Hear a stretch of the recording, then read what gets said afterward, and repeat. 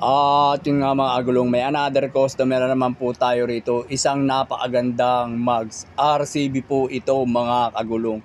Ang gulong niya nga po rito ay 130/70.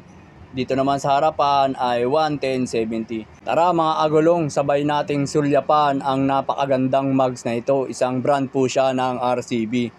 SP800 6-spoke alloy mga kagulong, napakaganda at kulay puti nga po ang pinakamags ng ating customer. Pang NMAX po ito mga agulong. Nung hinawakan ko pa lang at pag-angat ko po ng mags ay napakagaan. Pagdating po talaga kay RCB, ito po ay talagang kilalang mags na dito sa atin mga kagulong. Ang ganda oh. Elegante rin tignan ang ating mags na ikakabit po dyan. Ito naman po yung panghulihan niya.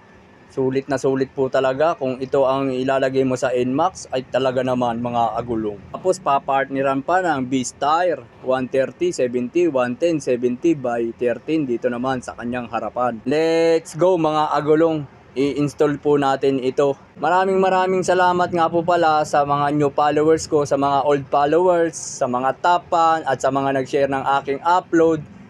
Merry Christmas po sa inyong lahat, advance. Sa mga nagko-comment sa akin, yung mga nagkakamay-kamay po tayo, ay hindi po raw tayo marunong, wala raw tayong alam sa pagdating sa tire machine.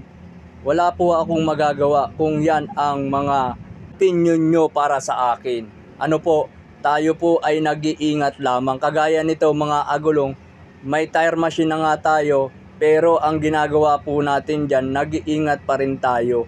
Dahil once na ang tire machine natin, sumala ang gulong sa pinaka-arm, magkakaroon po ng gasgas yan. Kaya inuugali ko po, lagi po akong naglalagay ng adjustment dito sa kanyang rim or mags mga kagulong. At yan, tinuturo ko nga kay sir na ang ating pinaka-arm pag napuwersa ng gulong yan at sumala, nadi-dislocate po yan or parang gumagalaw. Hindi na po parang gumagalaw. Nagkakaroon po siya ng hindi magandang posisyon dito sa ating mags.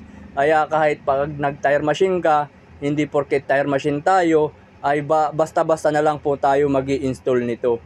May perfect timing din po sa pag-i-install niyan. Pag alanganin po yung gulong, wag nyo na pong ituloy, baka magkaroon pa kayo ng problema. Katulad nito mga agulong, sa pag-angat po ng aking tire machine, inaalalayan ko pa po ng isang kamay yan.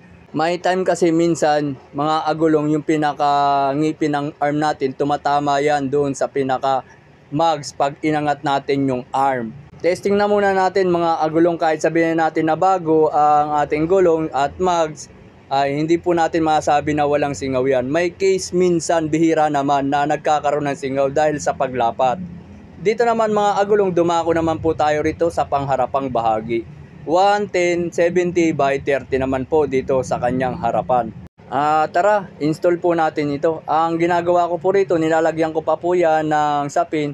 At itong kasing aking arm mga agulong, hindi po siya dipihit. Dihangin po yan mga agulong, kaya minsan pag inaangat natin yung pinaka-arm niya, pag hindi natin inalalayan ng kamay, ay tumatama po yan sa pinakakantuhan ng mags. Dito mga agulong, tuluyan na nga po natin i-install ang kaliwang bahagi. Kung mapapansin yung mga agulong, na napaka-smooth po ng pagka-install natin dito sa kabila. Pagdating naman sa kabila mga agulong, ang sinasabi ko naman po talaga sa inyo, naging mag-ingat po tayo pagdating sa tire machine. Isang pagkakamali mo lang po dyan, maaaring malaki ang damage ng mags na gagawin mo dyan. At huminto nga po ako rito, alanganin po dahil gipit na po ang pinaka-mags niya. Ngayon sumampa po ang aking tire arm dyan. Tignan nyo, aangat po yan at tinuturo ko sa ating customer na alanganin yan. Ang gagawin ko po dyan, iaangat po yung pinaka-arm niya at ibabalik po para maganda na naman po ang perfect timing ng rotation ng ating tire machine. Kaya pagdating sa tire machine, kahit sabihin natin na tire machine yan, hindi raw magkakaroon ng gasgas dahil naka-tire machine, hindi po ako naniniwala dyan.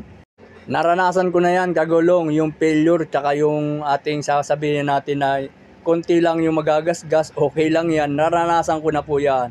At muli, ang ganda na po ng RCB na mags. Mga agulong, maraming salamat po sa inyong walang sawang pagsuporta sa aking mga ina-upload. Kita-kits po tayo sa next upload. Advance Merry Christmas muli sa inyo mga kagulong.